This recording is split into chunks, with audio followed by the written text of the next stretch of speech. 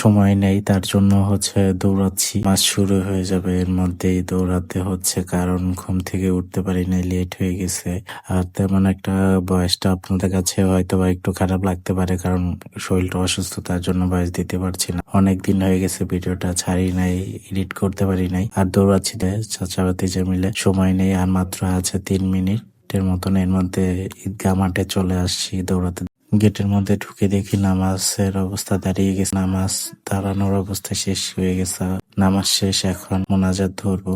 মোনাজাত ধরার পরে আমরা এখান থেকে বেরিয়ে যাব, সবার সাথে কোলাকুলি করবো। আর এর মধ্যে আমার মোবাইলটা একটু সমস্যা হয়ে গেছিল, তার জন্য ভিডিও করতে পারি নাই ঠিক মতন। কারণ যে মোবাইলের সমস্যা হলে তো আইফোনে অনেকটা প্রবলেম ক্রিয়েট করে, আর তার জন্য যেটুকু পেরেছি ততটুকুই ভিডিও করে নিলাম। আল্লাহ হাফেজ। লাইক কমেন্ট করে শেয়ার করে সবাই পাশে থাকবেন, যাতে ভিডিওটা অতি দ্রুত সবার কাছে চলে যায়।